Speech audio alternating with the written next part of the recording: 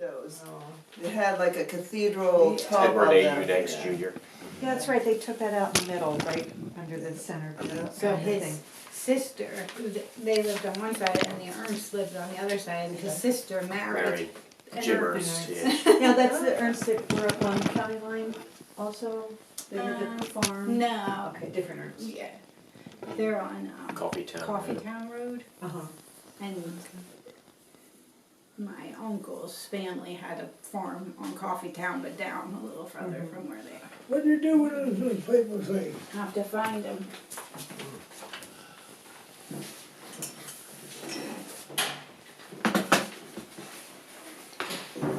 I want to say this. I'm proud of you people for being interested in keeping the history of Durham Township. Believe me. Well, thank you. Thank you. Thank you, we really are. And thank you for being willing to share your memories with us. I lived up in Durham. I was born December 24th, 1931. And Mother had a nice Christmas present. And what got me thinking about this was when you people had in about the mill here some time ago. I knew Mr. Ringo pretty good, Okay. Floyd. My name's Edward, he used to call me Edgar. How you doing, Edgar? He lived in that big house across from the mill, next to what was the store. I'll show you the people in a minute who owned that. Well, anyhow, his wife's name was Durham, Yes. and he had two children, a daughter, Jeanette, and a son, Donald. And Jeanette might have been a year or two older than me. I know she lived a bit older. Donald was a year or two younger. And his miller was Stover. You ever hear of Stover? Oh, Yes. sure. Smoky. Raymond, I think, was his name. Raymond, yes. Lived down around Kennersville. Right.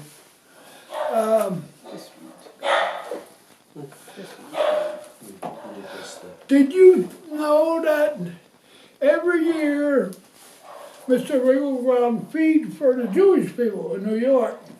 Did you know that? That mill would be shut for like 3 days. It was fumigated. And I would see the rabbi. He was dressed like the old-time rabbis, walk around the mill and stuff, you know. And like I said, I was just a little kid. And one other thing,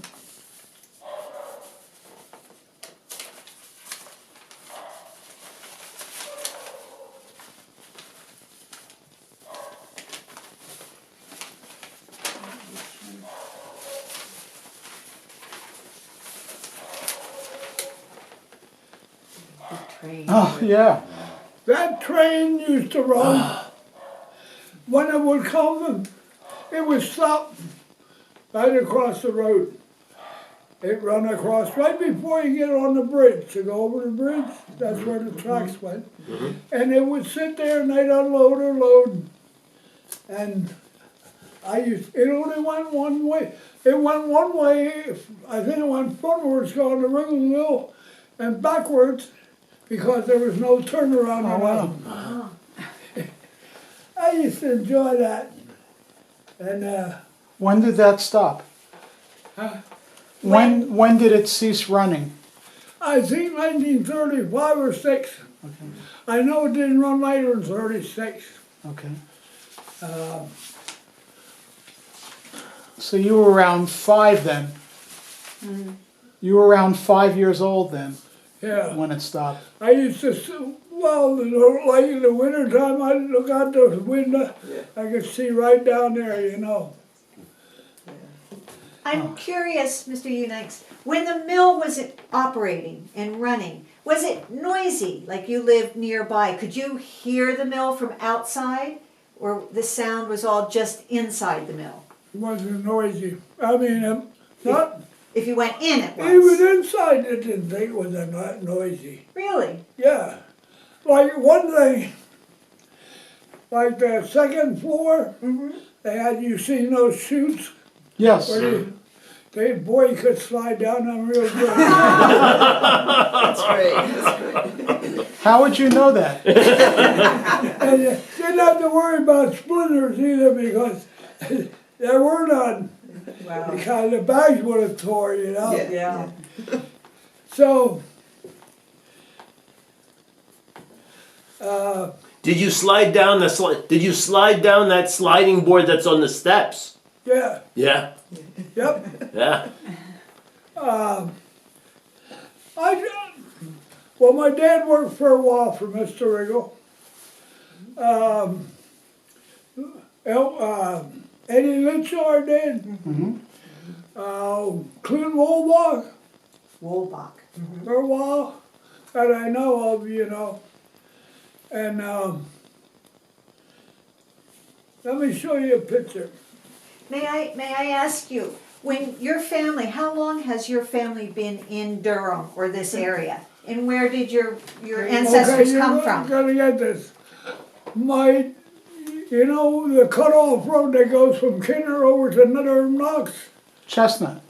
Yeah, he said, I forget the name of it, Chestnut. Well, when you get down the bottom, and you go down that farm, there's the man that owned the farm. They don't look real happy. That was William Crespin Oh, Wow. okay. and his wife Salome. Let me take a picture of my phone. And here is. My dad was born there in 1893. Here's one of his cousins did the whole history, so you can see Oh, they how were in wonderful Williams that you have Township this. and. Great, yes. I wonder My if dad they'll said, take I never seen this. When I was young, I was down at their place a lot of times because he lived in the house across from the female. Okay. When he sold the farm, did you see this? Yeah. Yeah. Yeah. I'll take a closer look. He bought that place with just him and his wife. And Dad said, catch this, Dad said that every night before she went to bed, they never had no children, she'd sit in a rocking chair and smoke a pipe full of tobacco. Was it a corn cob pipe? I was a little guy, and I'd go down there. I ate supper down there a lot of times with him. That's where I learned to put stewed tomatoes on potatoes. I'd go with him. We go out the driveway to the barn. He'd get some firewood, because that time, well, everything was wood, you know. And I'd go like this, and put two pieces on my arm, and I'd walk in, I felt so big, helpless. So your dad bought the farm from these people? For him, yeah. He was born over there, my dad, Your dad was, 1893, okay. over on that farm. So where did his folks come from? What? Where did your father's parents come from? My father's folks?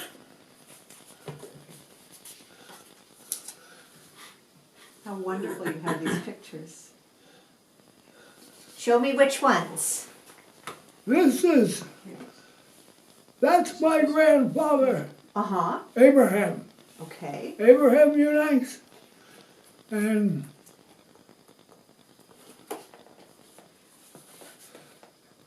this is my grandfather and his wife.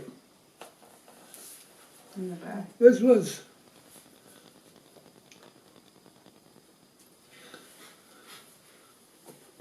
which had the bigger picture. Abraham, his wife was real short. Does this one help? Here, better picture. What was her name? This, What was his wife's name? I don't know, I'll be honest with you. Okay. I think it's in here. He was Abraham. This is his wife here. Okay. He was born up, you know when you go up, like you go on the back way to Easton? You start going up the hill, going up past the farms down there. You go sort of around the bend and stuff. The road goes off this way. Yeah. You go up there and you come to the first intersection. Okay. Cross it, and the farm on the left was the place that Abraham Unangst had. Ah, okay. Is that by Buckman? And past or maybe towards Maybe going they, up Morgan, already towards the school maybe. Still don't know where this, Unangst came from. If you can. Richard, you that was Uncle Clint, The original one. Oh, the his original, wife from Rose. Germany. They had, when I was a kid, they had the place out there in the corner. Going out Kinder Road when you go out in the first bend. They had that. That was their place. And How long have the queers been there? like I said, this was my after grandfather the and Kittners, his right? wife. I don't know how. He would know. Yeah, he would know. When you were little, so but you lived in what was the Durham Hotel, that house. Did you know any history of it when it was a hotel? Was there any lore about it, or was it just a house all to I you? know is I had heard years later that it had been originally a hotel like. And boy, it had real high ceilings. Yeah. And I never forget, my mom said one night, she got up, my mom was a light sleeper. My mom got up, here I'm going down the steps in my sleep. She didn't want to say nothing because she's afraid if she'd say something, Yeah. it might shock me and I'd fall. Said I went all the way to the bottom, turned around, come back up, and went to bed. Wow. In the basement of that house, when they were recently renovating it, I was in it, and there's this room in the basement that has an opening, and there's water, like a spring or something. The whole bottom of it is filled with water. I'll be honest with you, I never knew that, I never seen that, Okay, so that maybe was put in after you lived there, I don't know. or your mama just never let you down there. We just didn't go down there, Uh-huh. we of course had an outhouse. Right. And up there where that concrete foundation is, I know it's still there. Dad used to have a garden in there. And my mom did all the canning. My mom did all as long, well, till the last several years, everything they ate, she canned. And my dad was in World War I. He was over to France. He said Dad was in what they call a 304th Trench Mortar outfit, and they got orders they were going to move to the front, and 2 days before they were to move, their outfit come down with the flu, Huh. and they got quarantined. They never did get to the front. That's why you're here today. And I said, well, what they have you doing? He said, guarding prisoners. And I said, what, do you have, a rifle? He said, no, just a bayonet. Probably the Germans were so glad to get something to eat, and the fight was over. They didn't want to run away, you know.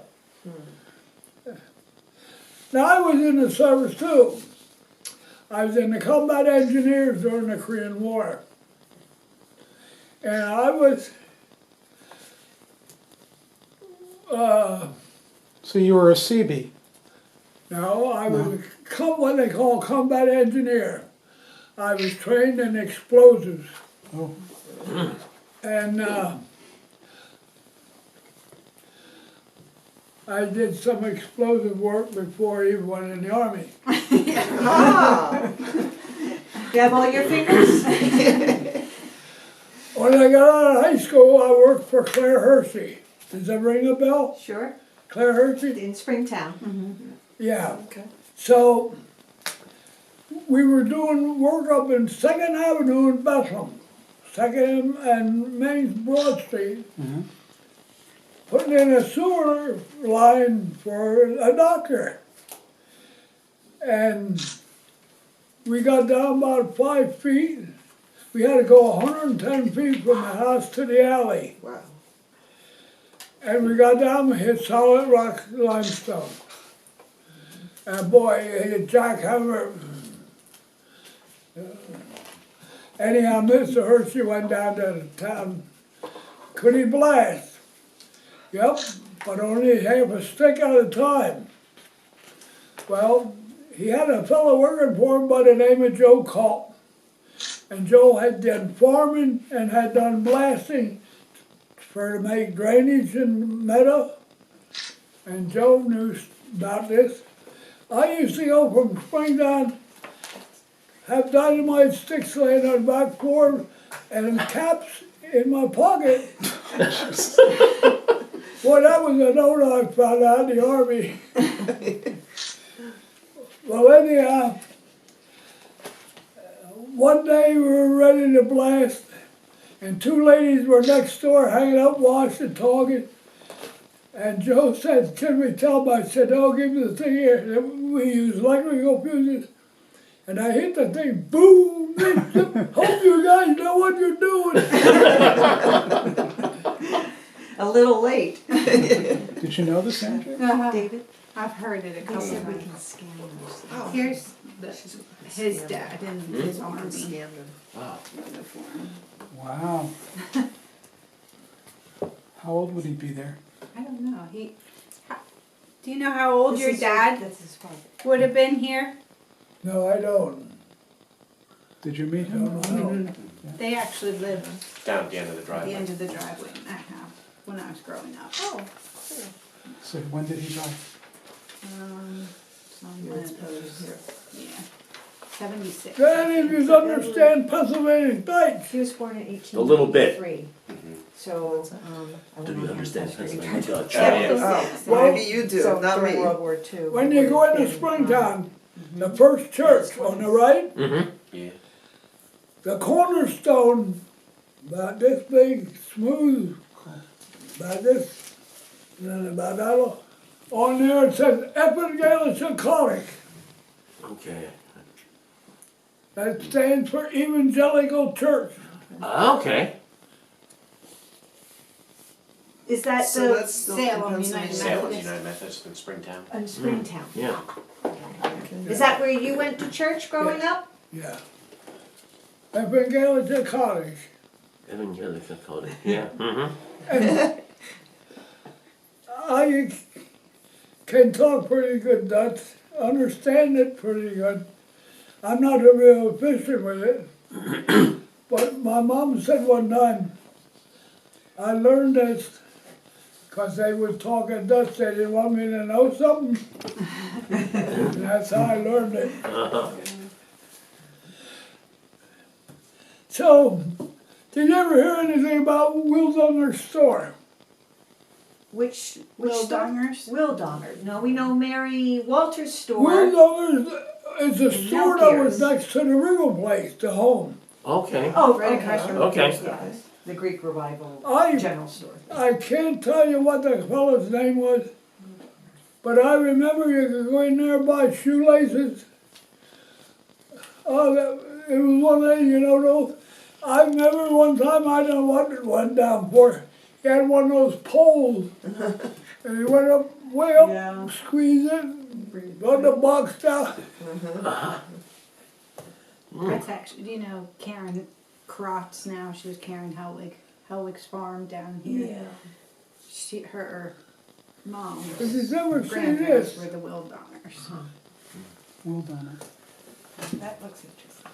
So tell us a little bit about how you felt about growing up in Durham as a kid. oh, I Was it- loved it. Now, Let me tell you about one more character first. You can tell us about all the characters. We want to hear all the dirt. I wouldn't call it dirt. Did you ever hear the name Gilbert Boyer? Yes. Oh, yeah. Yes.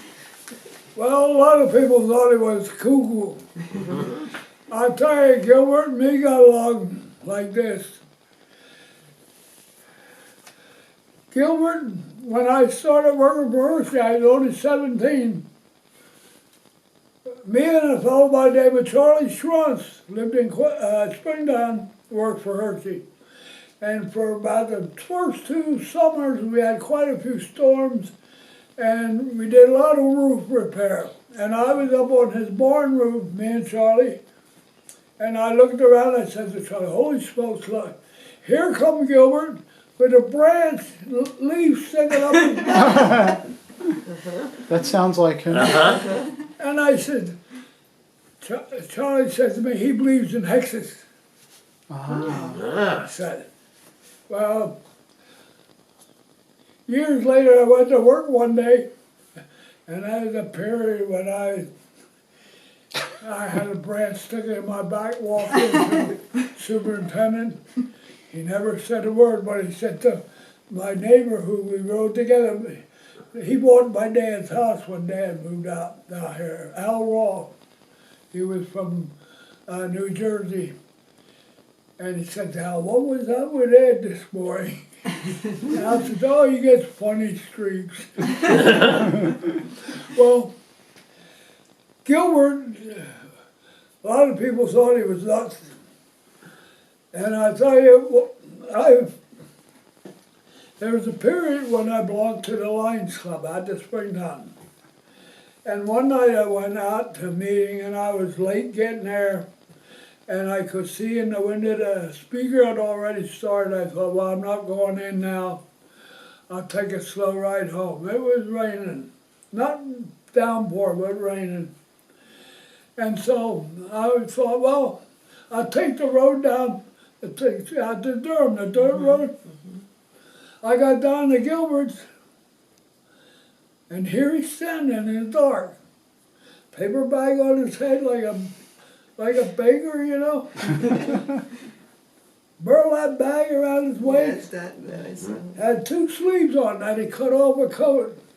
He had the rubber inner tube like us linemen used to wear, you know, holding them together. And I stopped.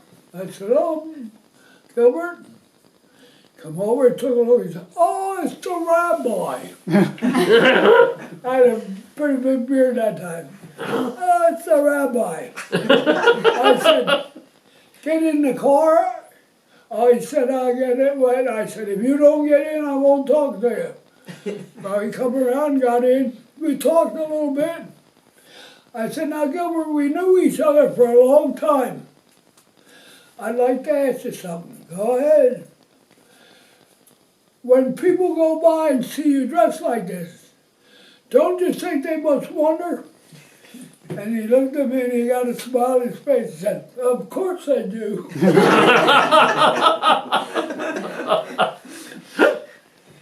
And when Berger, I don't know, you ever heard the name Berger? Clarence Berger? Yeah, Clarence. Well, when he had sale, I wasn't there. But Al, the neighbor that bought Dad's place, said, oh, once he was out in the yard, it was in the fall, I guess, here come this Gilbert riding a pony. He's sitting on that little Sideways, yeah. And he said, is my friend Ed home? And Al said, no. He said, I'm afraid he just went out about an hour ago. He said, I was going to ask you when to go with me to the burger sale. On the back of the pony. Al said, I never thought I should ask you, could we both get on there? You know what? It was in the fall, it was hunting season, because I have a friend, Donnie Bernhardt, who hunted over there on the farm that I told you about where Dad was born. And he cut across the fields. And Donnie seen him go. And he got over the burger, and some people that I know were over there, and they seen Gilbert. But he must have tied the pony out somewhere because they didn't see no pony. He's the nicest guy. One of our more colorful characters. Yeah. Yeah. Can I get anybody some tea or water? Not right now. Thank you, thank you, thank you. Thank you. Help yourself. So you mentioned now Wildonger's store. You mentioned Wildonger's store, which was the one right across from the mill, and then the store on 212, Mary Walters' store. Yes. Now let me tell you something. Gilbert's mother used to, when I was in grade school, and we had that, well, you know, all that ground out the back of the school, it was all playground. Anyhow, we'd be out there in the spring of the year, or when it was fall, when it wasn't cold. And here she would come, she wasn't a big woman, carrying a basket of eggs. And we go down the road and we start talking to her, and she didn't hear good. She had a horn in there, about this long. What'd you say? We'd ask her questions just to get her going, you know. She'd walk all the way down to Walter's store and trade eggs, I guess, you know, that time. How old was Gilbert when you first met him? When I first met Gilbert, I would judge Gilbert was probably 50s. 50. Okay, so he was unusual when you first met him. Oh yeah, he was different from day one. But Did you hear stories though about him when he changed? Because you're saying from birth he was always eccentric, or did something happen that changed in his life? I think somebody said one time he got hit in the head with something. But so who is it? Somebody is a attorney, right, or a lawyer or something. Well, from what I understand, I don't know. I had heard that he had a brother who was a county judge. So, couldn't be all dumb. No, he's considered very highly intelligent, Gilbert is, but eccentric. And I tell you, he had 2 daughters. I think one of them married a doctor. I don't know, don't quote me on it. But he had a son, was the youngest, Benny. He lives in Durham. On 212. Right by Mary Walters' store. Yep, before it, where the wrecker sits on the old wrecker. That was Benny. Yep. Now you said you came from Springtown when you told us that story on the back road, Funk's Mill. Funk's Mill. Was 212 there at that time? Because that would have been in. 212 was, from the time I can remember, was always macadam. I think it's In 32. That time, every so often, they would resurface. Not like they do today. They spread tar and then spread chips. Right. That I seen that. That I seen myself. Yeah. And how about the flood of 55? Huh? The flood of 55. How did that impact Well, anyone around here? it really didn't, other than the fact I went down one night, you know, where you come down past the church, around the bend, and you got to stop there for the traffic light if you like want to. I stopped there because the water was, it was that deep there. Not where I parked, I was on, like on that wall. And across the street, a tank, gas tank, was floating. Oh.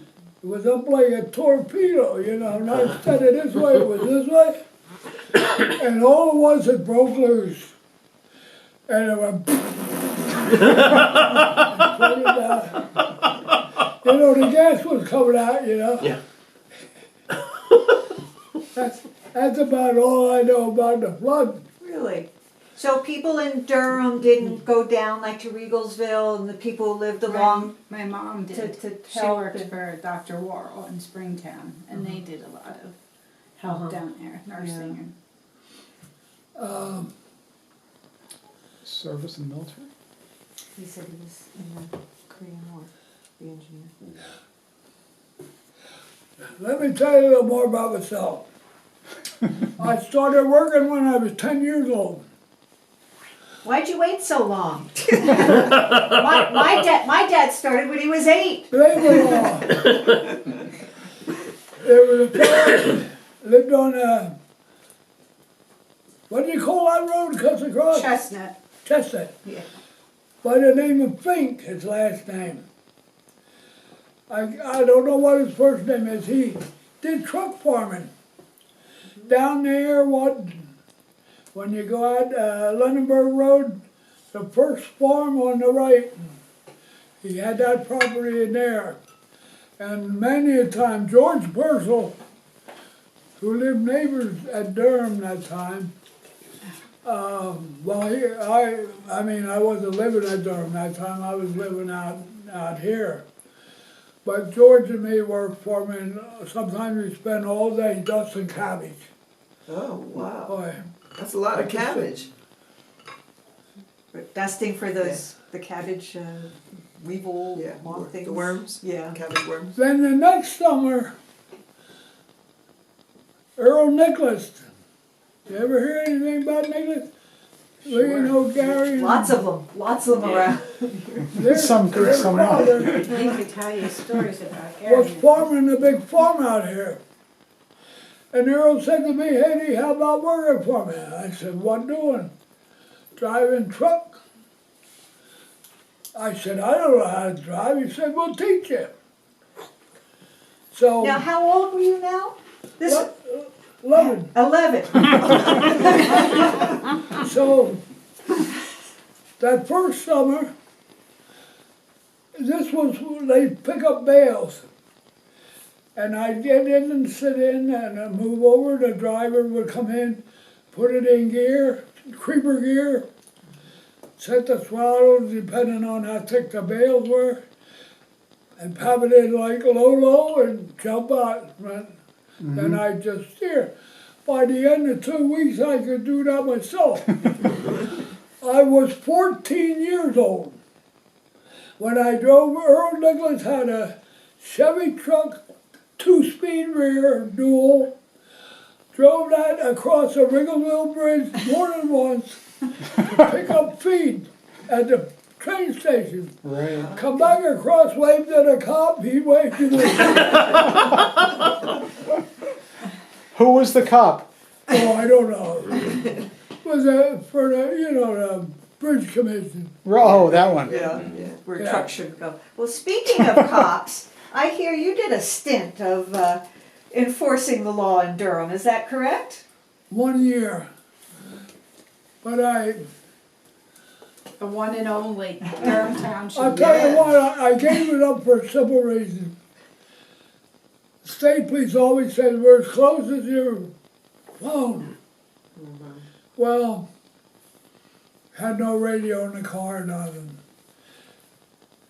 I just felt I didn't know enough about it. So you had no training to become a police Well, you officer? went to Yeah, 40 yards. of training. 40 yards I had. Well, I 40 gotta hours. tell you 40 something. hours. Who good with? You didn't know Alex Chasser in Springtown, did you? Chasser? Alex was a police chief out there for years. And Alex, down in, He was in Wrigley. what's they called, Coon Hollow. Down there, where that old mill is, there used to be a haunted house And Al told me one night they got a call. There's a mischief going on. And him and the state trooper went down there. And here what happened, guys would come, couple guys, and they put like a sheet over them, and walk back and forth across the window. And they, you know, the girls were there. And Al said they got them rounded up. And the one girl said, "What's going to happen to us?" And there was a state trooper now.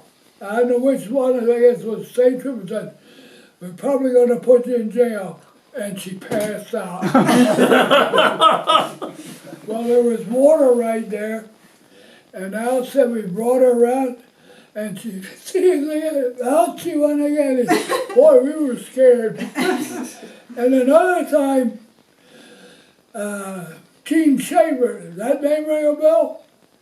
Briggsville Chief of Police. His Oh, I've heard daughter of is, Gene. Gene was a truck driver. He drove tractor trailer for Whippany Paper Board.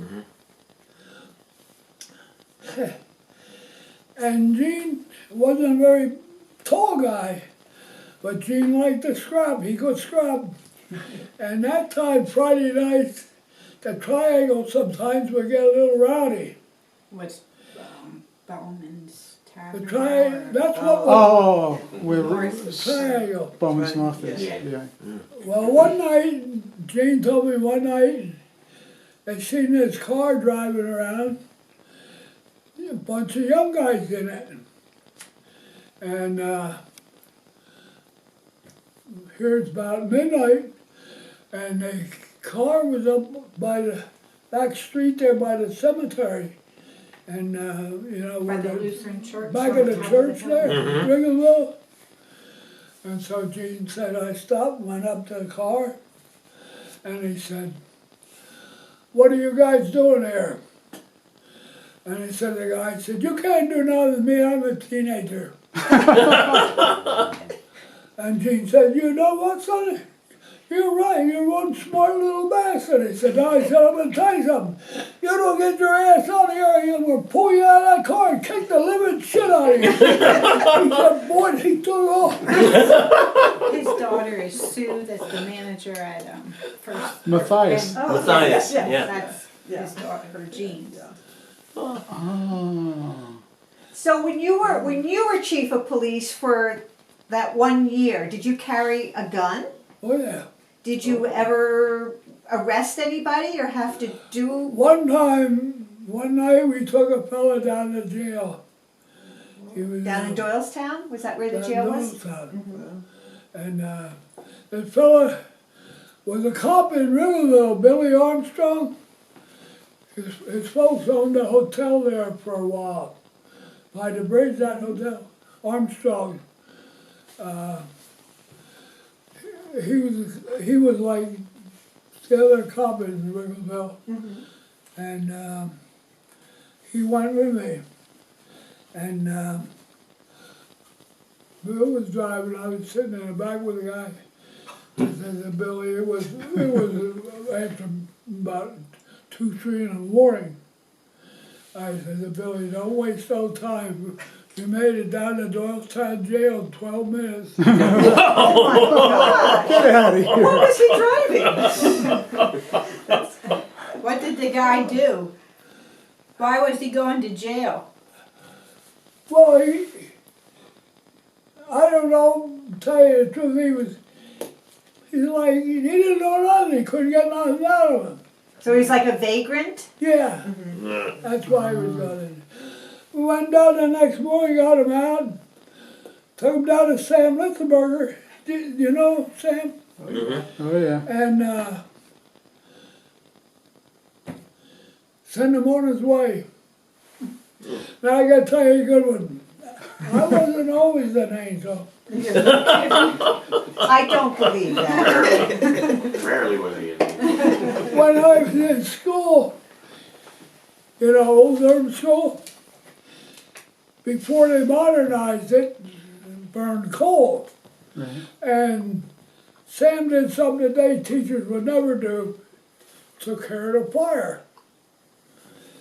And us guys would take care of the ashes. That time, it was ground floor downstairs. And piles of ashes in there like you wouldn't believe. And we would go down to clean these ashes out every so often. One day Sam said to me, Edward, come with me. He said, we going down and check the ashes. So I went down and looked. He said, go over and turn the hose on. Well, I had to go, oh shucks, from here, cleaned it over in the house, so turned it on. And Sam, let me tell you something, that boy could run. And I timed it just right. I said, what's on the end of the hose? He went like this. Oh, no.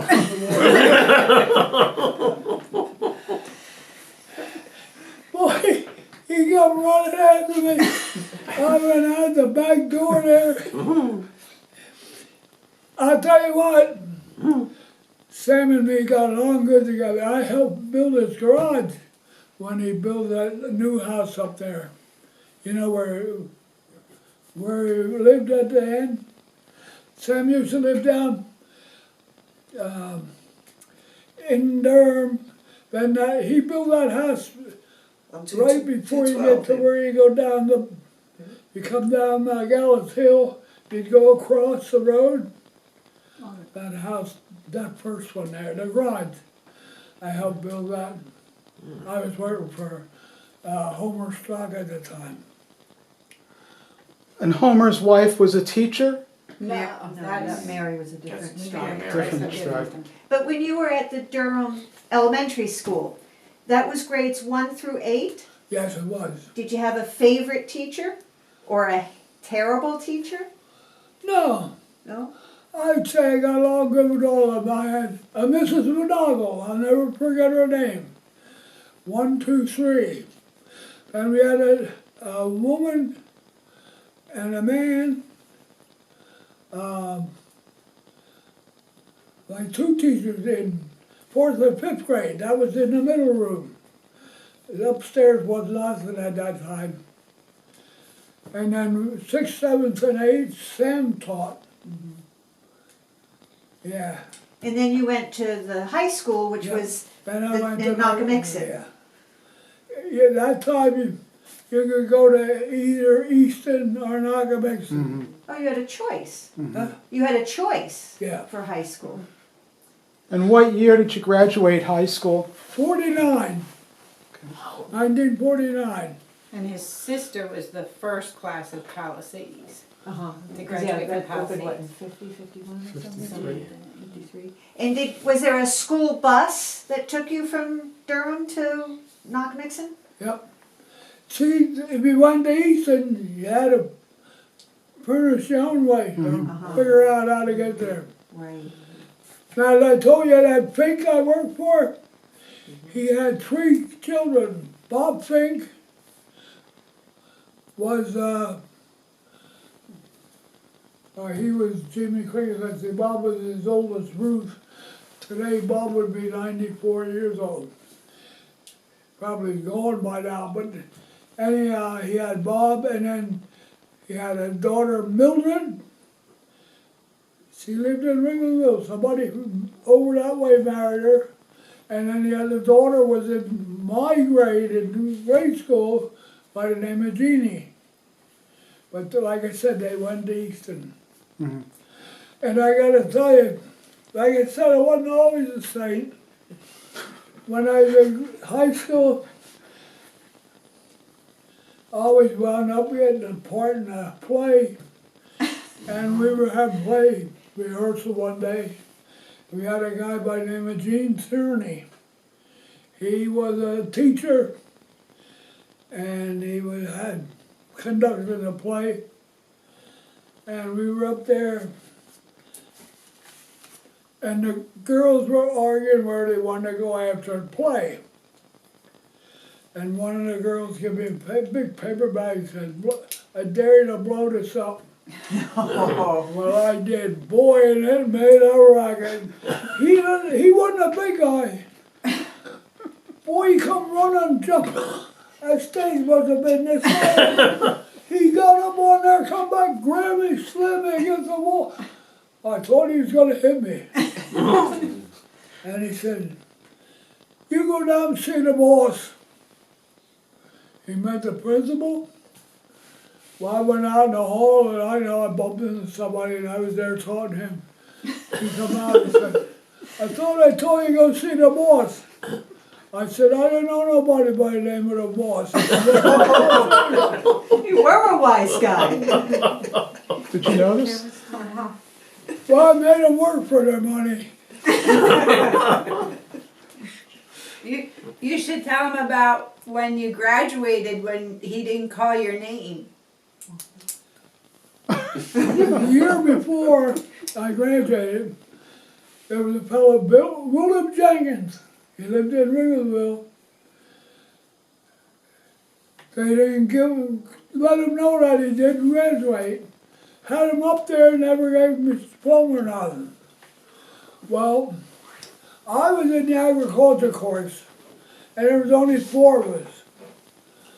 They're all going today. Anyhow, he called off all the academic kids, then the agriculture, but he didn't call me, he only called 3 names. And then he called off the commercial. And then he stood there and he said, you know, somebody always got to be last. And I wasn't worried then because I seen he had one yet. And he said, I couldn't think of anybody better than Edward Abraham Unangst Jr. And I went up and he said, you're not mad, are you? I said, nope.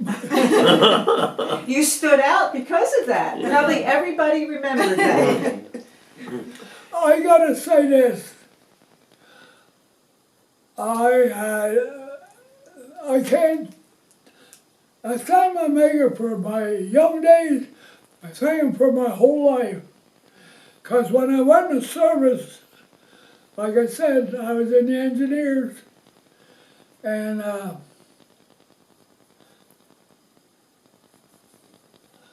learned how to do explosives with that.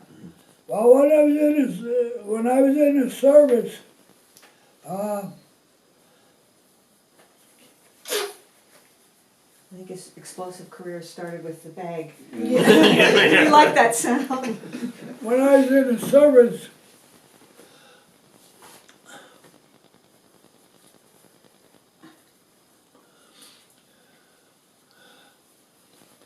I forgot what I was going to say. Part of getting old. Did you ever go swimming in the mill race? When I was a little kid. Uh-huh.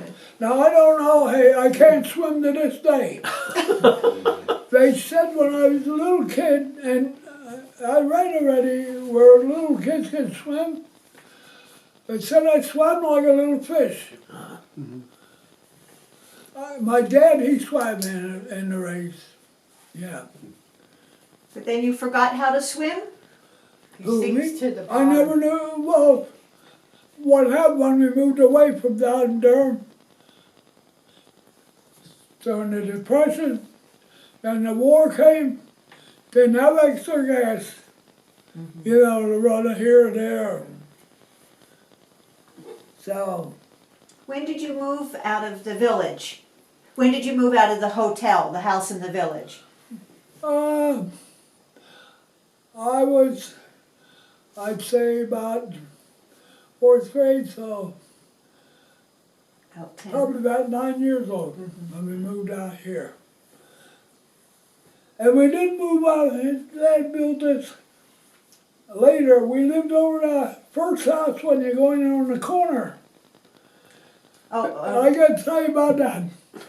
There was an old man and an old lady lived on the corner, William and Mary Kindner. And where Betty cleared. And both of them were college people, But that time you didn't go like you do today, you know. And Mary would substitute sometimes at school. And she'd ride on the bus. And I never forget one day, she was, I guess, a substitute in 4th or 5th grade, one of them. And it was one period yet to go, and she said, now I want everybody to work on their homework for tomorrow. I want everybody seen it, I don't want to hear nothing. Well, we had one guy, David Riggle, who lived across from Munford, where Munford Nicholas lived. Do you know where he lived? When you come up Gallows Hill and you go past the project on the right, Durham. that barn there on the right, that was Munford Nicholas. The stone courthouse, right across from the development. Yeah. And Mary's standing there looking out the wood, looking up towards Antone's. And David got up out of his seat and said, David, sit back down. Well, going home on the bus, he said, Mrs. Kinder, do you have eyes in the back? You know, we're like a mirror. Reflected in the glass, yeah. That's great. Yeah, like I said, when I started working on a farm, Earl lived out here in the corner. Earl wound up having 12 children. Well, He had 13, but the last one did make it. Then he had a brother, the oldest one was Linford. He had a farm up on Coffeetown Road. One of the Solar boys is farming there now. And Munford was, like I told you, down coming up the road here on the right. And what they used to do worked out good. Earl had the combine, Linford had the baler, and Munford had the field chopper. And we'd all go to, they'd all come to Earl for a combine, all go for baling or stuff. We had a pretty big workforce, you know, got a lot done. And That was real community. Yeah. That was real community. yep, Everybody. the barn on Gallows Hill and corner of Lennonburg Road, did you know them? The big barn, Lennonburg and Gallows Hill? the big barn, right before you go down to bed. Yes. When I worked, helped that guy out once. Singapoos was his name. Norman Singapoos. At one point, there was a huge drug bust there. Oh, in the 70s. Do you know anything about that? Oh, yes. No. It was in the newspaper. Yeah. I'll tell you Like what, The Philadelphia Inquirer. when I was working for Earl, I wasn't old enough yet to have a driver's license. We were somewhere with a truck, and I'm coming down the other side of Gallows Hill, and I seen a car coming around the bend, and when I come down, I was going slow, because a lot of times, you know, people don't. I bet he started telling you about how they would have done it in Germany and gotten it right. He never. But you have seen a lot of changes in Durham. A lot of things have fortunately stayed the same. I think it's why a lot of us love being here. But tell us about how you view the changes in this community, and what do you think we're still on the right path here, or? Oh yeah, I think you are, definitely. Like I said, you're interested in the old part, you know, it's not all new stuff. And I think you're doing a great job. He always says that years ago it was more community, like Yeah. they would go help the kid nurse in the school. Now it was more Well, speaking of community, do you remember, there were two things. Did you know the Murphy brothers? Who? The Murphy brothers. It was Bill, Bill, Joe, and what was the other one's name? Joe, was Joe? it? I'll tell you. Robert, Jack. Jack. Yeah, and Bill, Robert, Jack, and Bill. And they told me, Bob and Jack, I guess, long time ago, that there used to be clam bakes down at the Little's Quarry. Do you remember that at all? Somewhere like 611 and 32 where the quarry was. And they used to have clam bakes or something down there. Who's Little, did you say? Little, yeah, you know the farm. Right on It's the a shame that place is gone to the dog. Yes, it is. You know, when you get down to the bottom of 212, on your right, there's a driveway goes up a hill. Mm-hmm. Well, a fellow lived there, he worked with me at Part Light. We worked together for a while. Osmond, Davy Osmond, and a brother Jimmy. He worked for Part Light too. And Davy told me he used to be with Osmond or with little boys when he was young, and he used to say, "Oh, Grammy Little." He put a board up on a barrel of water and put the feet out on the end, and when the rat would run out there, Right in. Yeah. Well, she's smart. Now, if you look up about getting rid of mice on the internet, that's a whole thing about doing a little ramp over a 5-gallon bucket of water, etc. Yeah. I remember Dad telling me, I can't prove this, I know Dad wouldn't lie, that one time they had like a scare, somebody wanted a bonus or something or they kidnapped somebody and put money down along the canal. And I remember Dad saying that, you know, they went down there and stuff, but never showed up, you know. You mean the ransom? Yeah. Like a ransom was Yeah. left there. So what time period was that, Mr. Unangst? Oh, gee, I don't know. It was before I was born. Uh-huh. Yeah. Interesting. And do you remember when Durham used to have their community day down in the Strock's house, behind the general store, that big green, I Cyphers. don't remember. or Seifert's? Seifert's, yeah. Seifert's? Because they used to have like a community picnic once a year. I don't know anything about that. Now, I'll tell you something. When I lived down there, as best I can remember, Will Dunger lived down there in the house across from the store on the same side.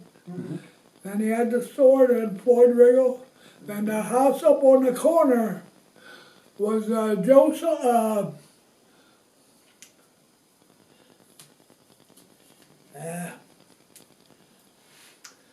Well, then it'll come to me. You go on a little further.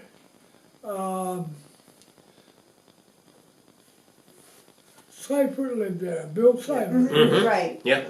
He worked for Par Light. Bill, going out Leonberg Road on this side, up in the woods, he had a woodlot. And Bill must have rigged it up somehow. He made like a tandem trailer on the back of his rig. You know, didn't have dual wheels and stuff, but it was tandem.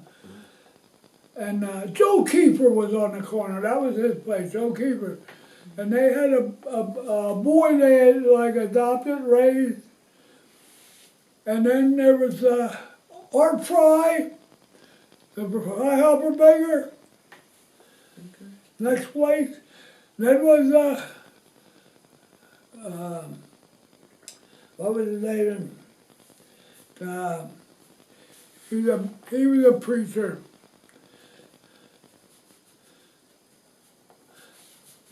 It was I think it was related to the Lehman Tours. And then Sam Litzberger lived. And in between there was a tennis court. Yeah, yeah. And years ago, guys used to come out there and play tennis. Did any of you know Raymond Black? Ray Black? Ray Black, he was involved early with the, building a loan The bank. over Rigglesville. Right. Do you remember who lived across from the schoolhouse? Who? Who lived opposite the schoolhouse? Durham. I still didn't get you. Who lived across the street from Durham? What do you mean? In your house? Oh, In the stone house, right on the bend there? Where they live. every year he used to butcher. And every year those smokeouts catch fire. And I don't know, Where was the smokehouse? Where was the smokehouse? out the back, like going out towards Olmers, Yeah. out the back on that same side of the road. Okay. Yeah, down over the bank there. Okay. Yeah. That's their That's their house. property. That's their house now. You That- lived in Yeah. Okay. Yeah. Were the Frankenfields there when you? Do you remember the Frankenfields? What, where you live? Yeah. No, A big truck farm. I think they used to take the produce up to Easton or maybe Bethlehem. I don't know anything about that. I was, after I left there, I was 2 years in Arizona. I lived in Tucson. If I retired and wanted to go someplace, that's where I'd go. Really? One nice thing about Tucson, it's decent in the winter. If you want to get cool in the summer, go 100 miles north up to some of those towns. Because of the altitude. Yeah. Right. So where else have you lived outside of Durham? Springtown? And Tucson? Any place else besides Springtown and Tucson? And the U.S. Army. Right. That's it. So were you in Korea were you in Korea No. at all? Like I said, they sent me to Austria. Back in '52, we weren't in too good a shape. Maybe you remember the history. There was a Cold War and, you know, so you didn't know we were going to be fighting the Russians the next week or what. And we had orders, like I said, if war would have broke out and it would have come down to that, we had bridges to blow. Oh. And in fact, I was stationed at Salzburg. And I got up to what they call the Eagle's Nest. Yeah. Boy, when you look down, you saw you were in an airplane. That's how high up. And gorgeous. I'll tell you, when I was over there in '50, that was the cleanest place I ever seen. You didn't see none of the sun. You didn't see a chewing gum wrapper on the side of the road. So had it been all after World War II, I don't remember how, was Salzburg hit at all during the war? Austria, I think. Austria? I don't think Well, Austria. Eagles Nest is where Hitler. Well, had his- Hitler's hangout, his Yeah. I hideout. don't think Austria was. But Austria No wars, didn't no really back. suffer during World War II in terms of bombing and destruction, right? So Salzburg remained pretty intact. It was It's a beautiful city. beautiful. Yeah. They used to have, there was a big castle there, up on top of a hill. I went up and seen that.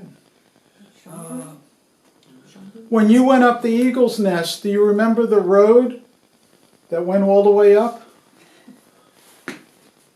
Yeah, And then there was an elevator in the rocks? No, I don't remember that. I'll tell you, the people were nice. They were friendly. Talk about Russ queer.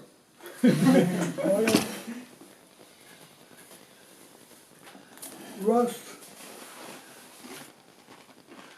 was in the Army during World War II. He was a conscientious objector. Oh. He was a medic. He spent the whole war on the Aleutian Islands. I stopped one time. This is when he living down here. And I stopped to get some tomatoes. And he said, "Where you been?" I said, "I ain't seen you for a while." They started talking. They said, Bob Wallers was here. Bob Wallers was a preacher and a farmer. He farmed for a while out in the big farm there. And at the time, Bob lived up in Steel City. We had a church up there. He said, he was saying how they sent missionaries down to India and China and all these different places. I said to him, "Bob, why the hell you just sent them to Washington D.C. where all the damn crooks are anyhow?" That was Russ. Russ You spoke could say that today too. Yeah. Russ spoke his mind, didn't he? Yeah. Like I said, there was an old fellow in Springdown, place ain't there no more.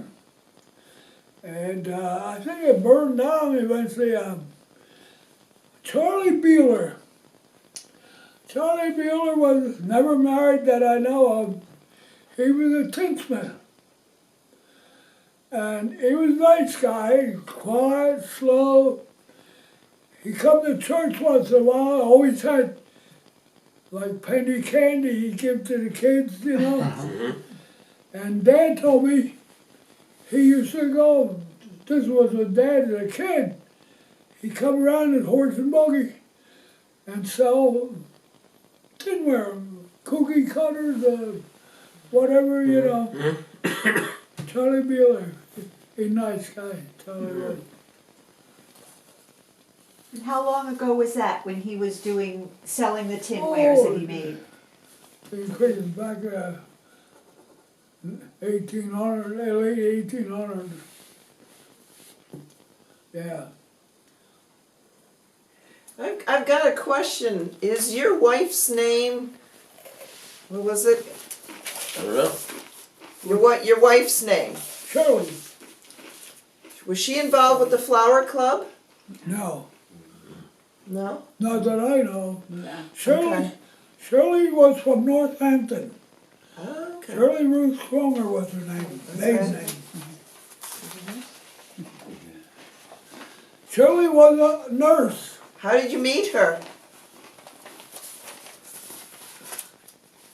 To that Joe Culp that worked for, that we did the blasting with. He knew about some of the guys, what would I say, some of the guys. He knew some of the girls, I guess, up at the Hoffs there.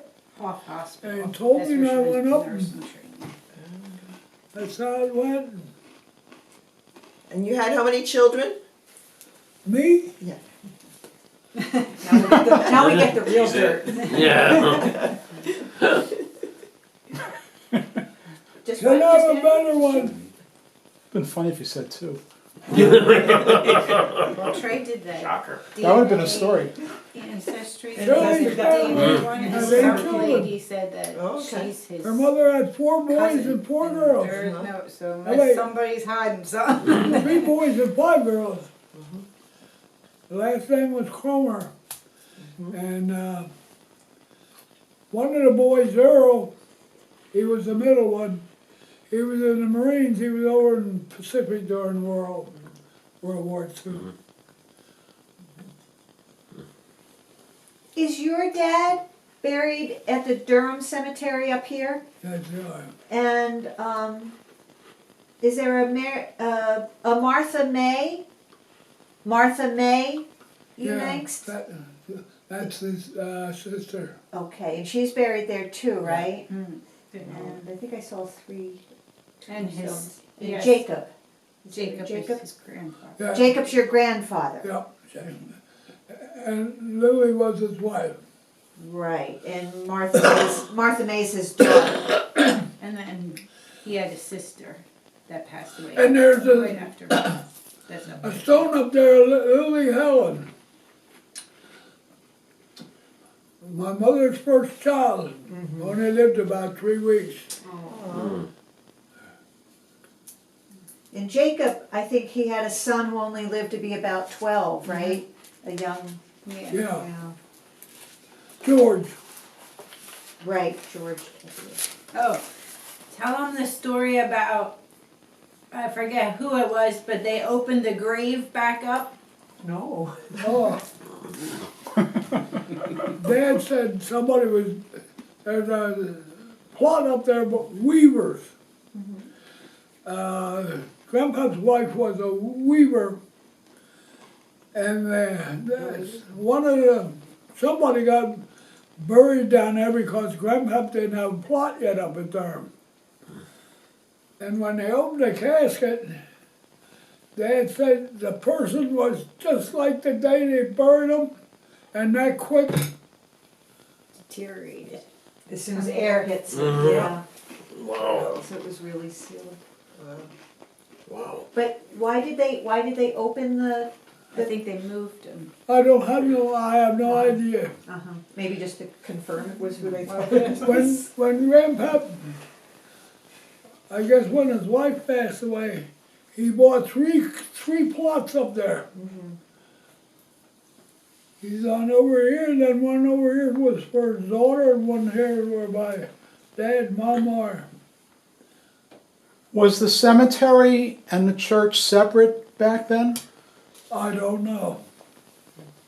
So, but you used to go to this church in Springtown, so why not be buried in Springtown They don't instead of bury here? there anymore. Oh. Not at. I don't know where Grandpa went. He might have went up here, I don't know. That's true. Grandpa, when I knew him, he was a custodian up in the library at Lehigh University. A couple of our board members who couldn't be here today had asked me a couple questions. One wanted to know if you knew Lois and Max Snyder. Lois had been on the planning commission, I think in the early 1960s. But do you remember them at all? To be honest with you, I didn't even know we had a planning commission. That was the first one, and that was because 611 was going to have a bypass. And then that fell apart, but that bypass was gonna go through where Gallows Durham Hill. Hill is, yeah, I do the Ulmer remember farm there. growing up when Oh, he now was you the mention it, I supervisor. remember there was Like some if we talk had about bad storms or whether the something, road would he go would drive all like around goes through and check Bunford roads. Nicholas. What year were you born You know, back that time, we didn't hear stuff like we do today. Chimney Cricket with the TV today and stuff, you don't hear it once, you hear it 6, 7 times. in? So you graduated in 85. And was there a place called Melker's or Melchior's store? Milkers. Melker's store. Was that Yeah, a farm? Tony. Oh, Tony that was in Melker. No, Yes. Tony Melker. Tony Tony Melker. Okay. yeah. And where was that? Tony got that. He got that after Will Dunger gave it up. Yeah, Oh, yeah. okay, so that was the same. And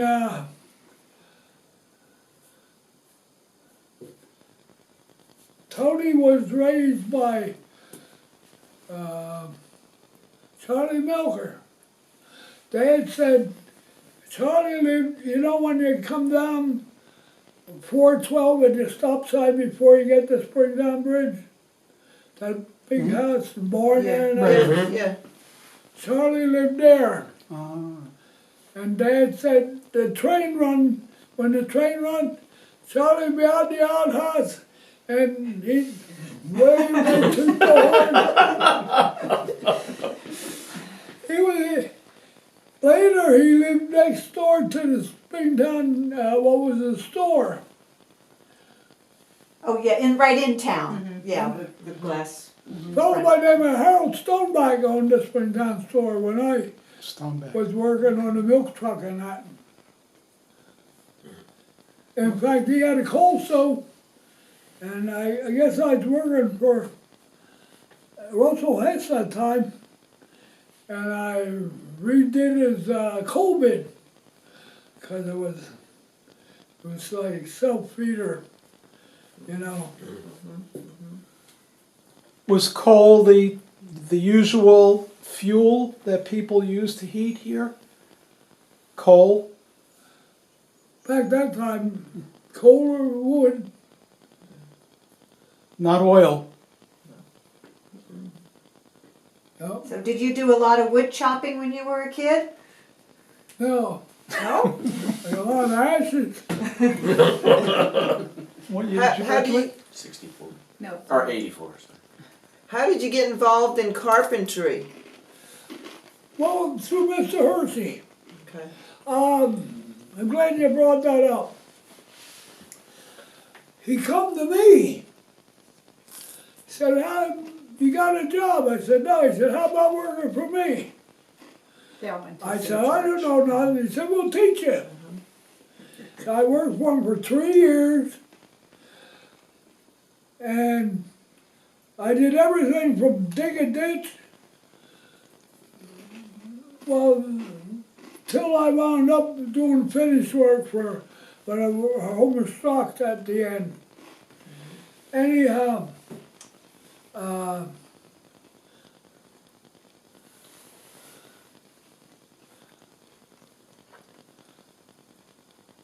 I was married 3 years.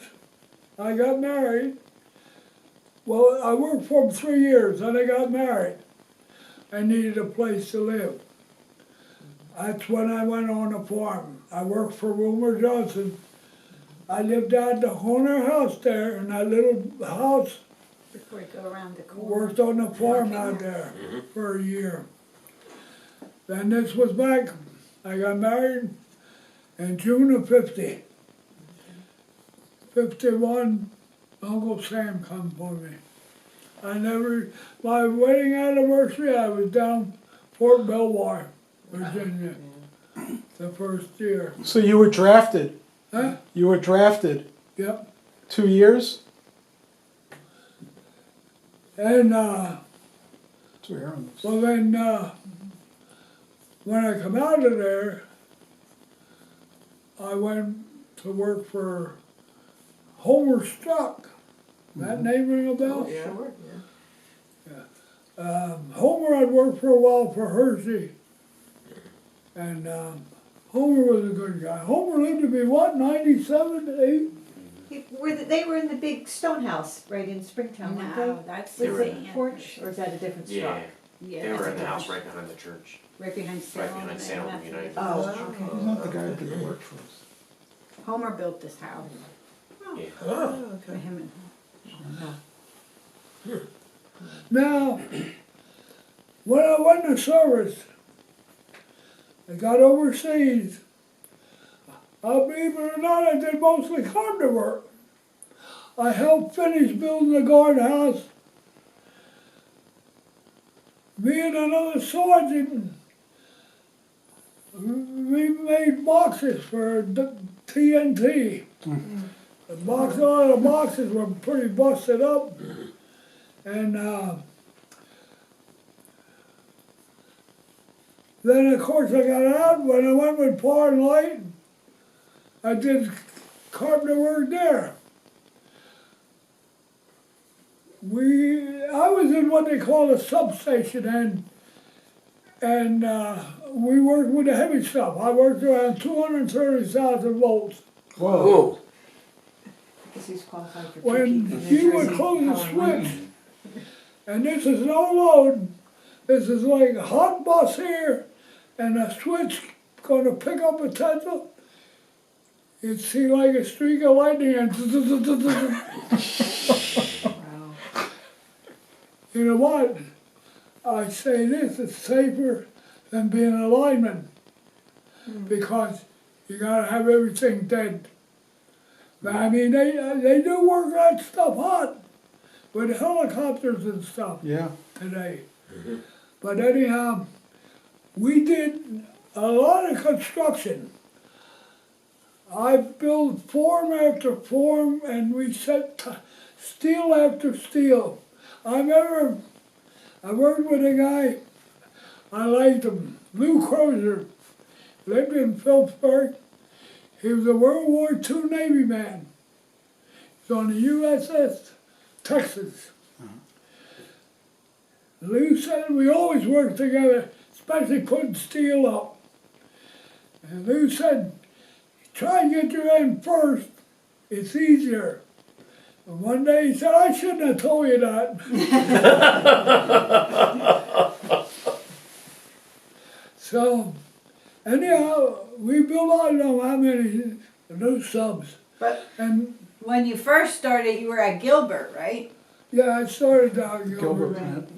And I was here, That's where I got asbestosis. I was due to go shift work. And I had worked shift work for a little bit out of the mine, and I didn't want to shift work. So I had the chance to, and I got into the substation then. And like I said, we built, I don't know how many new subs. No, I mean, these were great big things. Sometimes it was additions, but it was, at that time, there was a lot of building going on and a lot of new little subs being built. I tell you what we used to do. I could go to work and take your transformer out of service. You hear what I said? Out of service. And you never lose electricity. I wish they could do that today. Oh, so We had trailers with a transformer on, disconnect.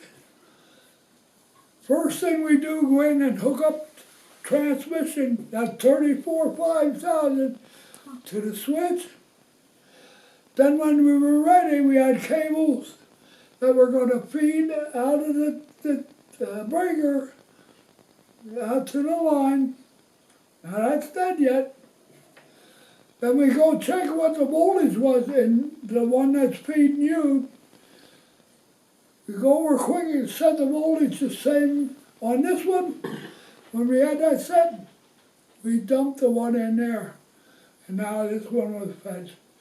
You never even Just know. continuous. Never even lights Wow. never even blink. That's amazing. Yeah. That's impressive. when we had our fire, they pulled the fuse, and they wouldn't come. You have to have a certain number and all this, and the contractors were calling them and couldn't.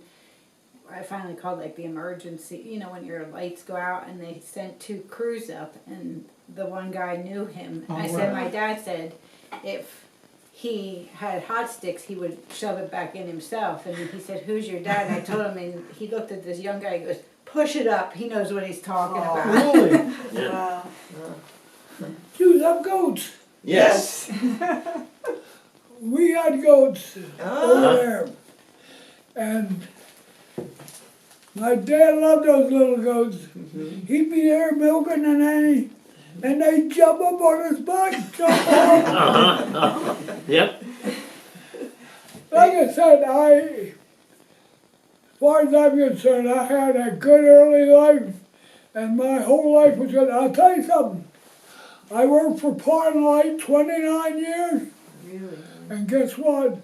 I'm retired this year, 29 years. Oh. Wow. Wow. Wow. All the while, they paid my medical. I'm getting my pension. What more do I need? It's a good country. Yeah. Did you ever go into any of the mines that were dug? Mine? Yeah, the mines from the mining time. As a kid, No. did you explore in the hills or anything? What about when you're going out, 212, you said you and your dad used to walk up behind. Oh, Oh, by Ewald, what used to be Ewald Steiner, you know where the wheel shop is down there Oh, the back cave. on 212? You know, up the woods there? Where Where what Marty Stubner's wheel shop was there? Well, the woodworking place Sato. is in there now. Bill Sato. Oh, okay, yeah. My dad, if there anything he loved was on a Sunday, go walk in the woods. Uh-huh. And I go with him when I was smaller, and you get up on top of the hill, like right back of welding shop. Yeah. The welding shop there. Weld right. and there was a big round hole there. Mm-hmm. And Dad would throw a stone and you never hit it bottom. Wow. Now, I don't know, but I've been told some years ago, the state or somebody put a fence around it. You would think something, some kind Yeah. of cover or fence or something. Interesting. So that's all I know about that. Wow. And I know where the two places Dad showed me where they used to go into the mine. One up past, right before it splits Mine Hill and Coon Hollow? to the right there, and one down there, across by, right below where Walt Weaver lived. Mm-hmm. The path up I to the see cave. kids probably. going down there off Yeah. 611 all the time. Oh, by, Like where the stoplight is now. right. You see them walking in There's all kinds of graffiti on. there. Oh, Yeah. really? What was that like with the Regal paper mill there? The Whippany, was it Whippany or the Regal paper mill? Whippany. Whippany. Paperboard. Paperboard, yeah. Dirty air, noisy. Was it noisy? Was it noisy when you'd go by? I'll tell you the Face truth, I now. never heard Yeah. of it. Okay. I kind of remember hearing just motors. Just see smoke coming out of the chimney.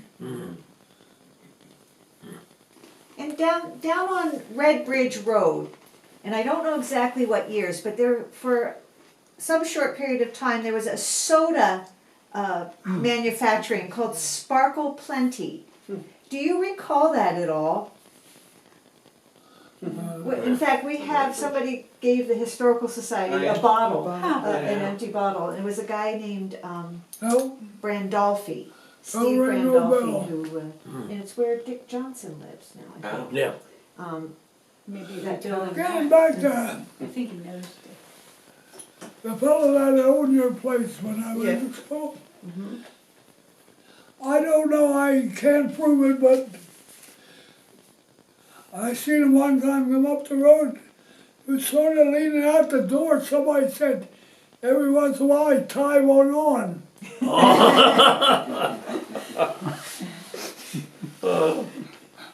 Check the outhouse for old Yeah, bodies. yeah. Now I'll tell you something. My dad was quite handy. Dad, when I was a kid, mowed the lawn up at the Springtown church that I told you about. And they always got what they call spitz-electric buckhorn. Boy, that stuff would get that high. Buckhorn. Well, the real mower, it. Has like a little. didn't do nothing. So Dad invented something.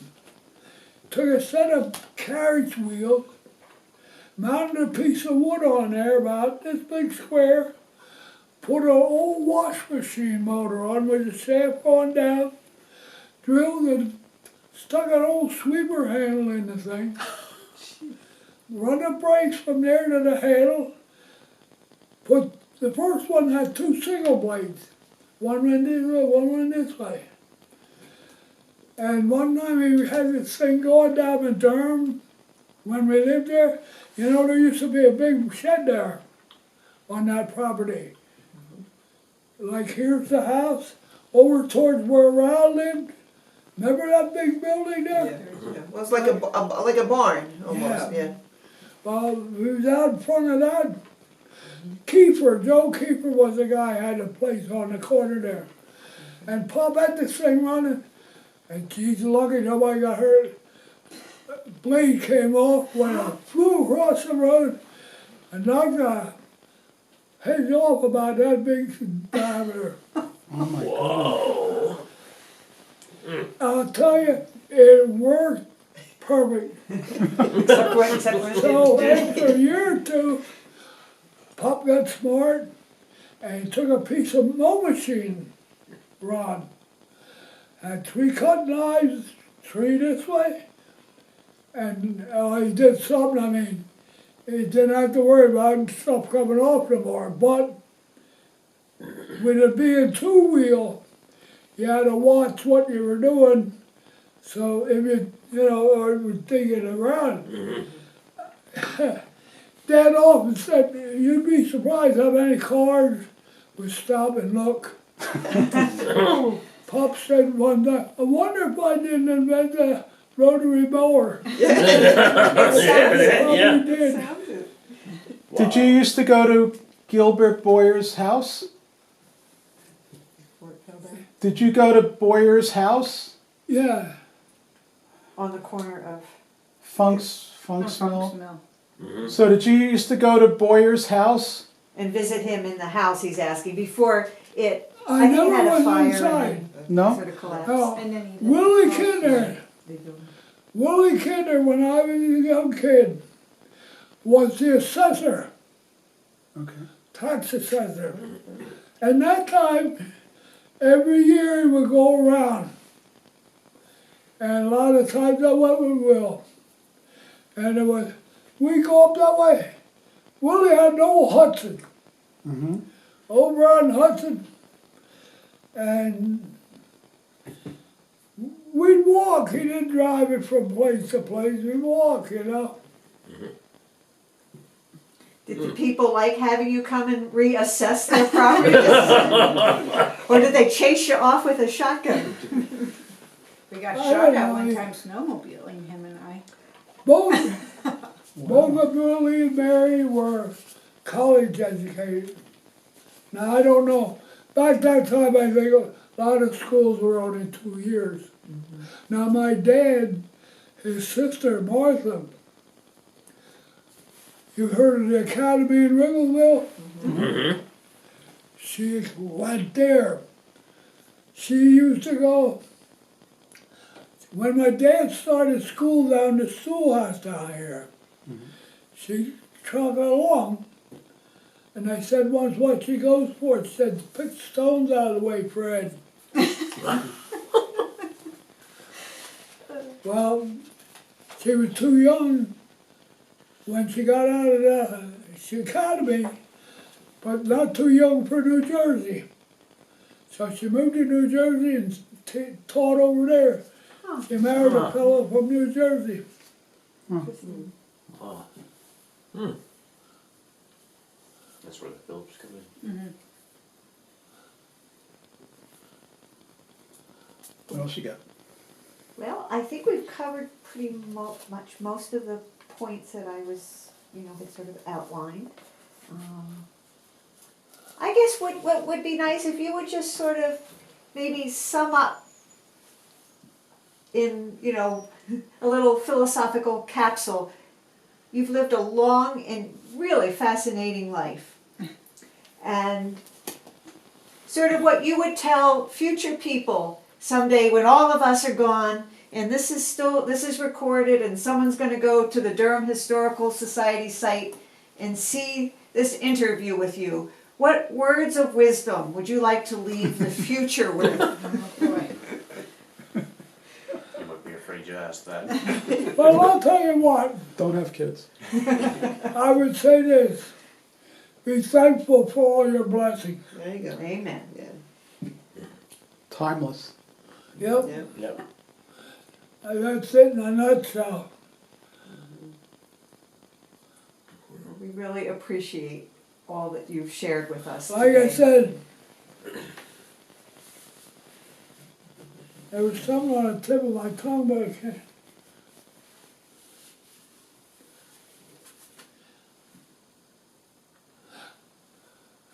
Louis Oubre lived the house down there below the corner there. So if you go out Kittner Road, Do you know who it were, mate? past You know, where we- Bucky Queer lived, Yeah. Yeah. and then the next house, there's a driveway that goes way down before where Mary Gregory built her house. Do you know where she built her house? The brick house. Right on the road. Yeah. Yeah, so this one's off. Yeah, it goes down. That's who. Okay. Louis, I guess, was Louis Austrian. Ulrich. A big guy. He weighed over 300 pounds. Whoa. He used to stop down and her mother worked for Doc Worrell. He stopped down at the Moose feed mill there where he go to the springs out and weigh himself on the scale because Doc's scale only went to 300. That guy, little finger was as big as that thumb in thickness. Yeah. He could put his hand around my whole arm, strong as a bull, and sing. Ah, beautiful. He sang. He had a sister over in Austria, sung in the opera. Oh. And every Louis, even in the wintertime, his collar was always open, no matter how cold. He'd come up there, his sleeves rolled up about here. He'd come up there, but Mumford Nicholas, you could hear him. He was singing, oh, he had a beautiful voice. And every Easter, he would sing out of the church there in Springtown. People would come just to hear Louis sing. Boy, could he sing. And one day, I was just a kid then, Earl and me were on the other side of the barn. One put a new foundation under the one corner of the chicken coop. And Earl had a pole. If he pushed down, he could get it up, but it took the two. If one of us let go, we couldn't have it. And here come Louis down the driveway. He peddled milk for my Uncle Raymond. He always used, he had Wigglesville route every day. And I understand a lot of times he'd unload the truck when it was empty, move piano for somebody. Wow. He could, as big as those fingers were, he could knit and crochet, Oh, wow. he could bake, he could cook. He was amazing. Well, anyhow, here comes Louis down the drive, he's seen it. Ha ha ha. Earl said, quit laughing, you're the guy we need. He come over, put one hand on him. Now do what you gotta do. I seen him push, he had no Lafayette car out there by my uncle's. And it's still there, like a great got up the drive from the milk house. I seen him push his car up there with one hand, steer with the other. Whoa. Didn't you say you used to pick up a whole milk? Yeah, back that time we had 12 bottles, glass, quarts, and a wooden case, and that wood was 3/4 inch. You go like this. 12 bottles. Boy,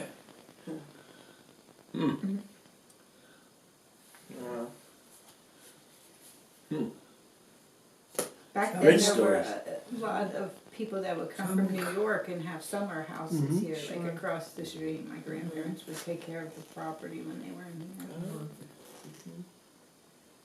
What did Durhamite, since your daughter just mentioned about people from New York and stuff who used to have like weekend houses out here, how did the locals sort of feel about the outsiders?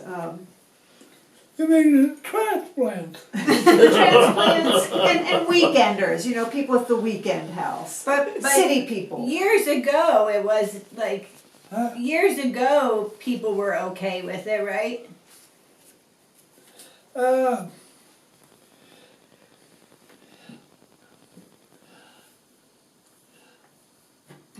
I don't know, the only thing I would say, I mean, I don't get around much no more. And I did all the getting around I wanted to do. But as long as somebody don't get bossy, But years ago, like when people used to come out from New York, no, hey, down there, what was, Durham Road?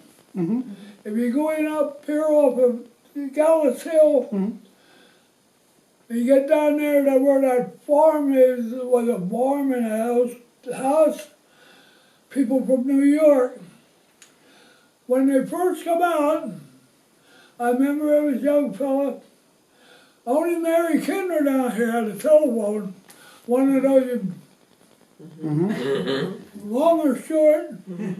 My Uncle Raymond had one, and over at Klein's farm, down there where my dad was born, a fellow by the name of Hollis Klein, grape farm. You might have heard that. You ever hear about that? The grape farm? Wow, wow. His wife's name was Agnes. She was a nurse. She wound up being a school nurse in her last years. at Palisades. Well, Oh, Agnes Klein. Oh, gosh, yeah.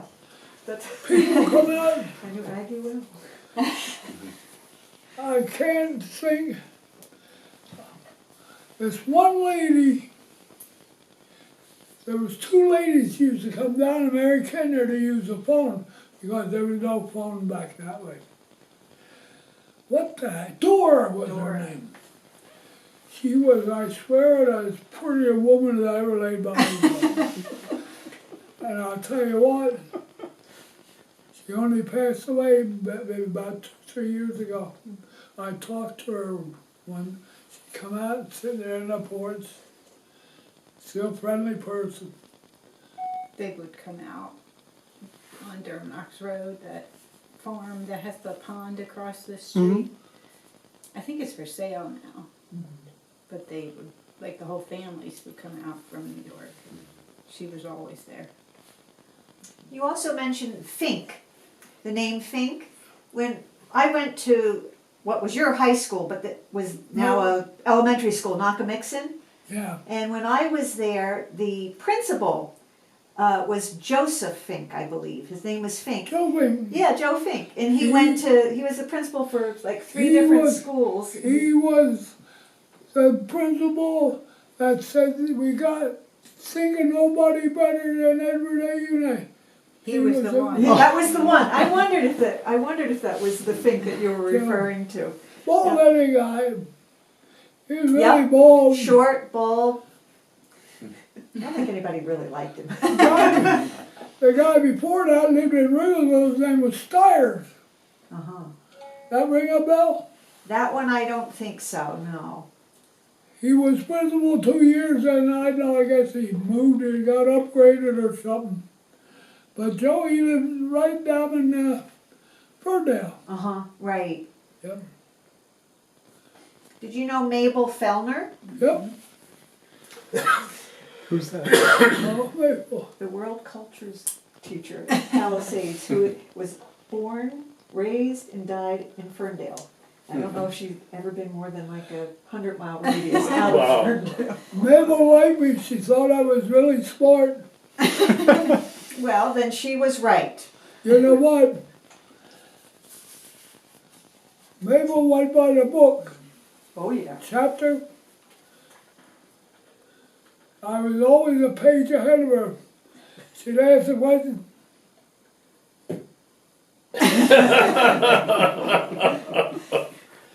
Was easy. Is she the one? Is she the one that? Huh? Is she the one that gave you the belt? Gave me what? The belt A when you bell. were through an eraser, Uh-oh. Oh. and then somebody else got in trouble, and you said, they're gonna ask you why you did that and they hit you with the belt? Who was that? I don't remember. And you told them they're gonna hit you 3 times and they stuffed the book down their pants? I was down grade school. George Purcell, Ted Purcell lived on the house to the west of the big house where I lived as a kid. He lived there. And George was in the same grade as I was. We were like this all the way through. George wound up going in the Air Force, and he Sammy went out of the room once. We were in 6th grade at the time, and he said, "I don't want to hear no noise, I want to be quiet while I'm gone." Well, next thing raising up flying pen. George fired it at me, well, he got it back, it went back, and Sam walked in. He didn't say nothing. Walked over his desk, opened up a drawer, reached in, he kept the razor strap in there. Edward come with me. I went outside the door, grabbed my arm, he said, "What did I tell you when we went out?" I said, "I know," I said, "a razor came flying past me." And by that he gave me a swat. And I said, "Can I ask you something?" He said, "What?" I said, "You think that hurt?" Boy, that ain't really. Well, he gave me about You're 4 a more. glutton for punishment. And he got done, he got all red in the face. And I called George to come out. So I opened the door, shut the door again. I said, "George, he wants you," and George was already coming. And I said, George patted his backside, he stuck a spelling book in. I said to George, "Tell him what I told him, you know." Did that hurt? And you're going to hear a mouse. All at once, we heard bang, bang, bang, bang.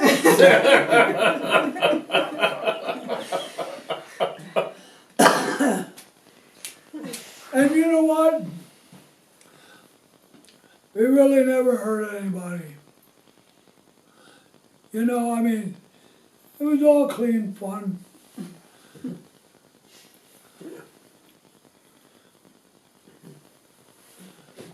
Just like school today. Oh, yeah. Can you imagine that today? Maybe they should bring back corporal punishment. My It dad worked. paddled kids when he was a teacher at Penn Ridge.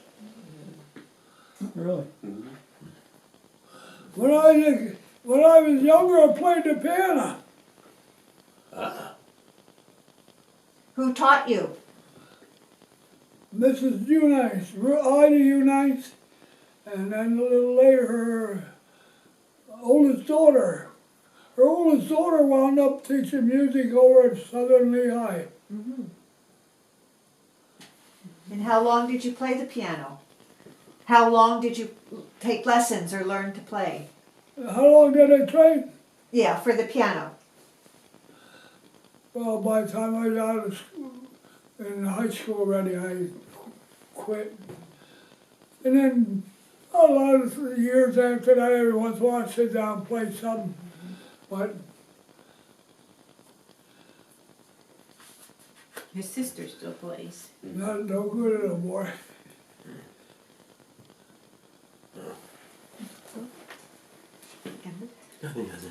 We want to thank you so much for spending this time and sharing all these delightful and interesting memories with us. Well, you know, like I said, I think it's great that you people are interested in Durham's past.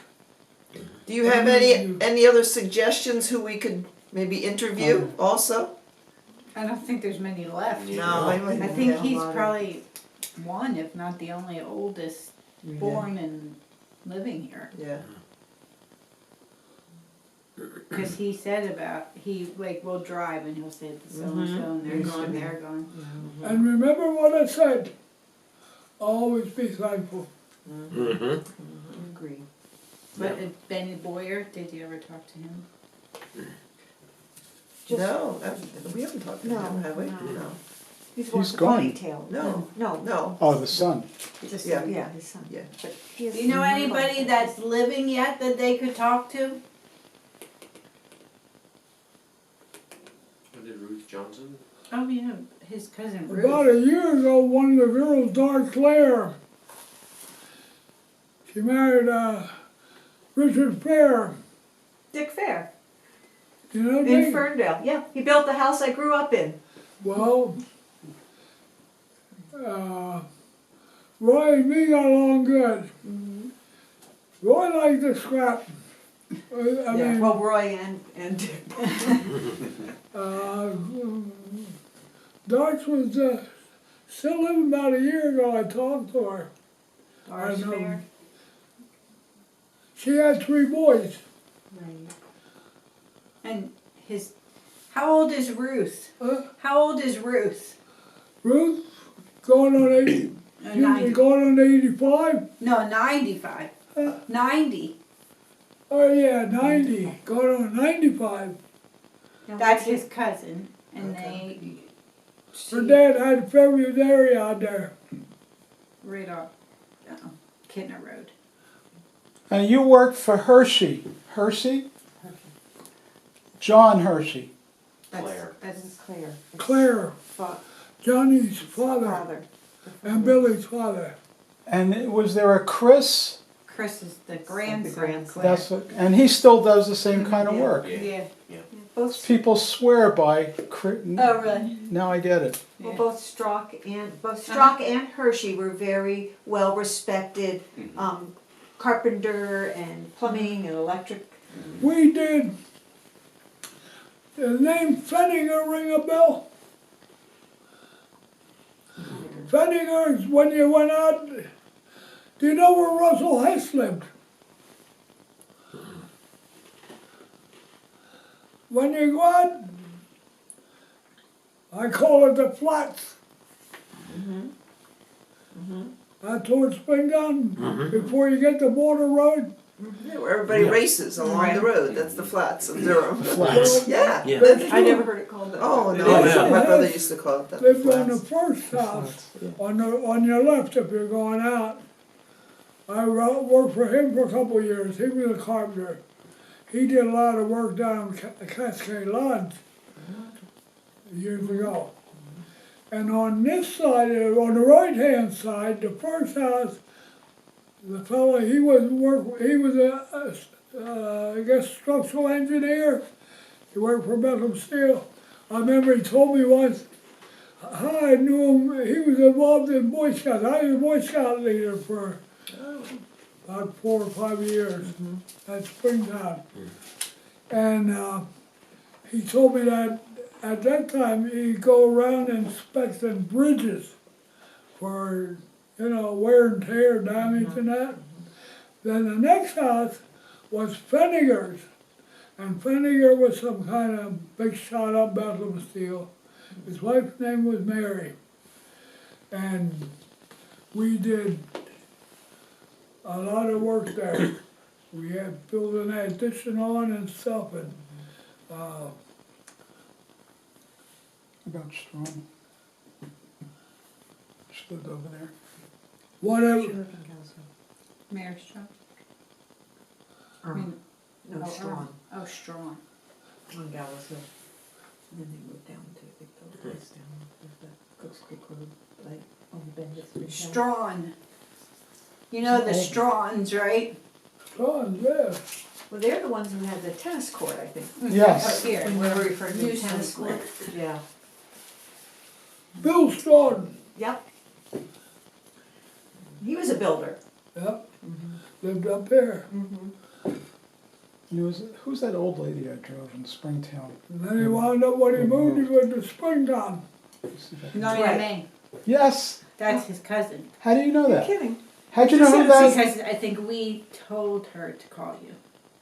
She passed away last year. She did? Yeah. She moved to Texas. Beaufort Texas. her- with Susan. Yeah, that's his cousin.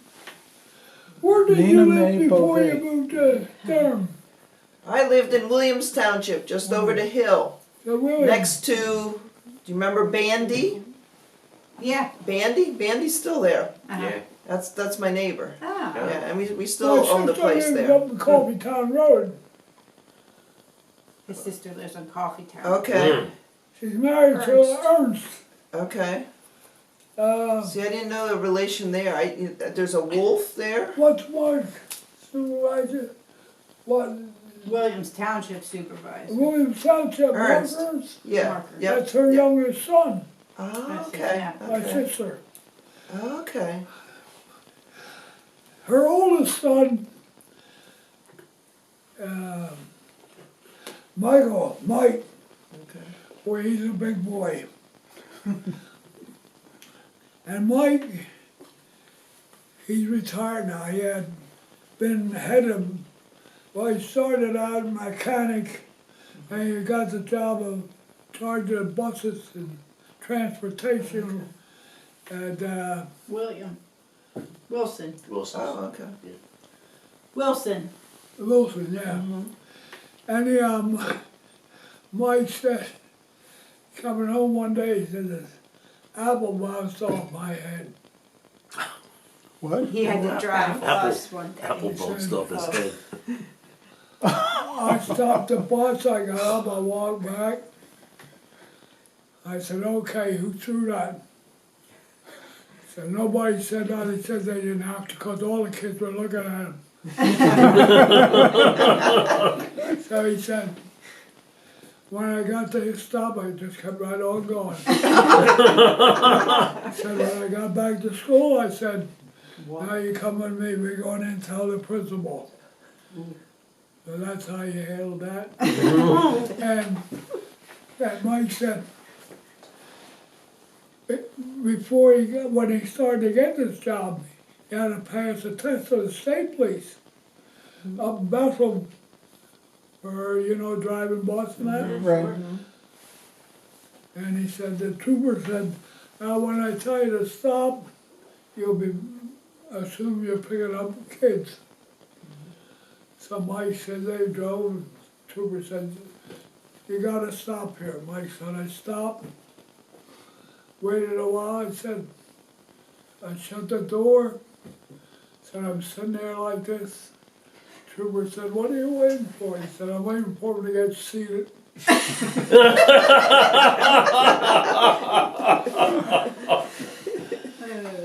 He passed. He learned from his uncle.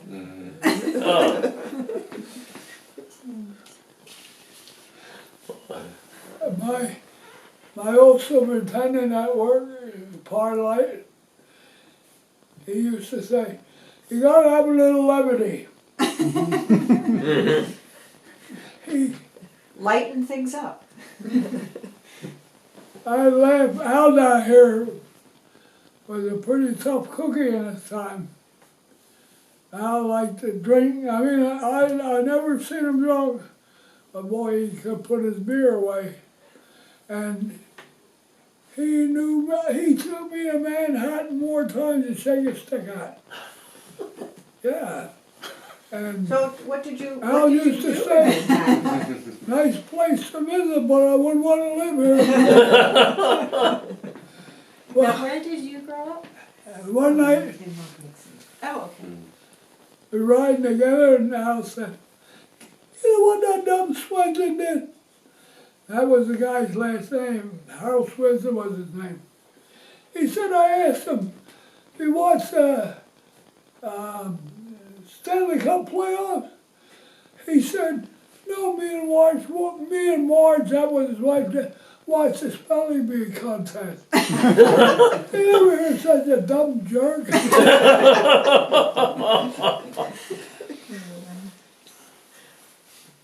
Is your family from Malcolm? Like,